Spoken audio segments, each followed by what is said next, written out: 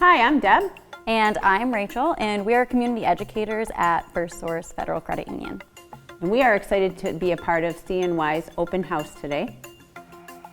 As community educators, you might see us out within the community. We go out, teach financial literacy from preschool to high school, colleges, businesses, all the way up to senior citizen centers. And we talk about a plethora of topics, but no matter what topic we're talking about, we always get asked about cybersecurity and fraud prevention. And we're excited today because we have two experts from First Source Federal Credit Union. We have Jake and David. So, David, first question. Cyber attacks are becoming more sophisticated every year. What is one thing the average person can do today to reduce their risk?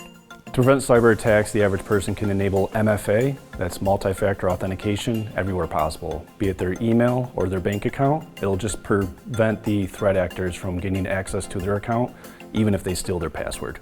Question 2. Fraudsters are constantly changing their tactics.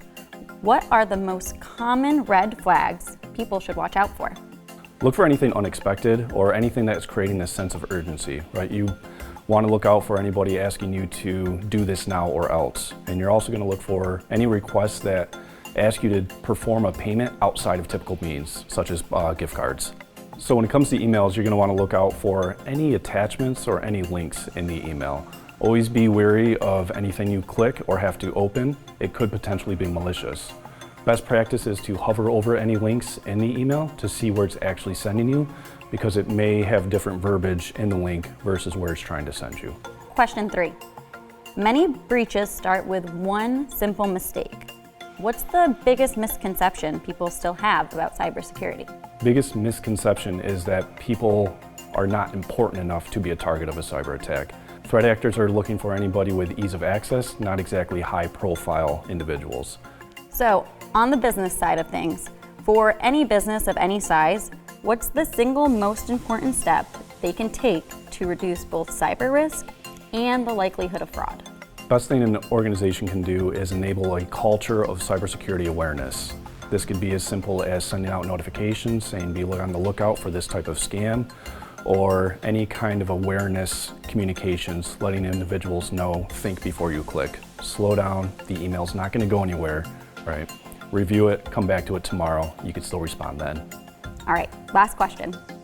Looking ahead, what emerging cyber or fraud trends do you think people should be preparing for now rather than later? Individuals are going to want to be on the lookout for AI or deepfakes, right? Calls from people who sound like a grandparent asking for money out of the blue. Video calls from their mother asking for money out of the blue. So AI is going to be more and more prominent as we go forward.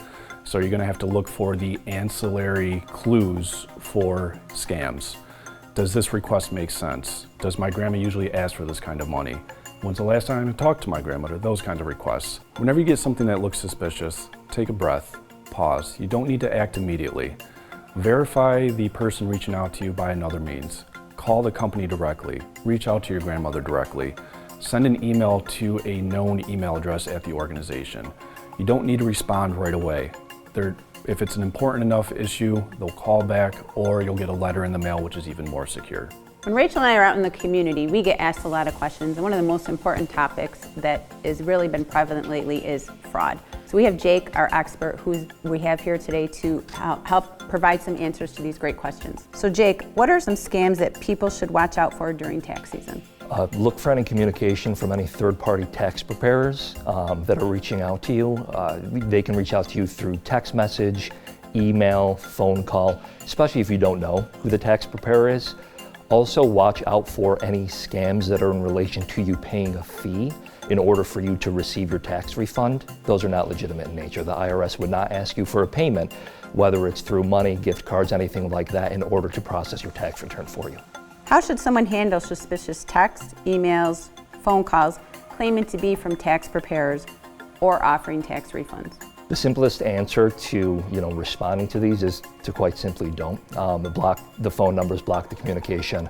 If you want to report suspected fraud in relation to tax preparer scams, you can actually do so right on the IRS's website, and they have the step-by-step resources for you to do that. There's actually a form that you can fill out in relation to suspected fraud through the IRS.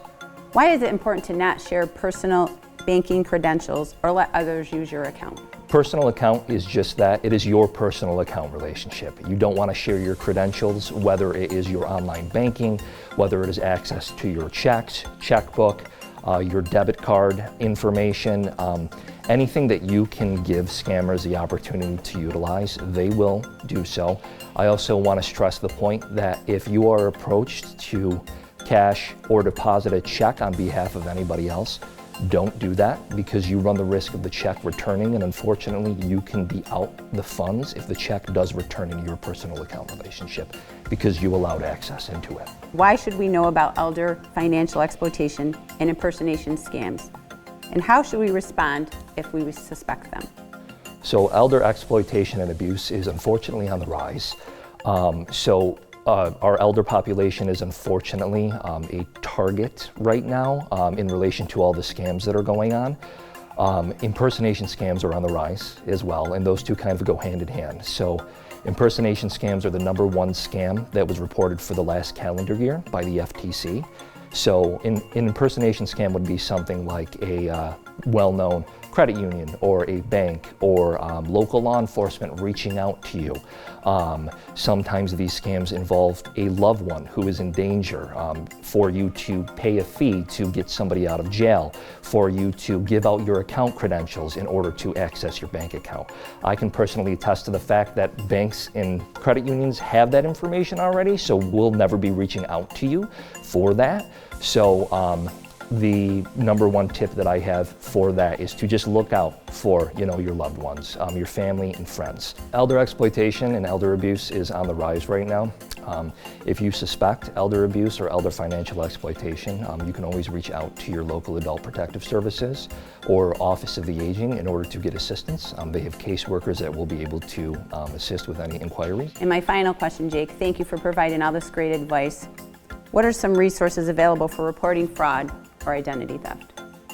So the #1 resource that I always give to people is identitytheft.gov. That is a website that is set up by the Federal Trade Commission, and it has a step-by-step process on how to report suspected identity theft, along with reaching out to your local financial institutions to let them know that your information may have been compromised.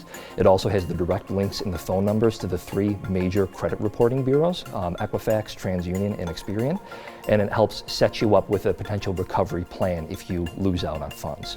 I always want to relay the information to do not hesitate to reach out to local law enforcement as well if anything is going on in relation to fraud and or abuse, because they will be able to help you.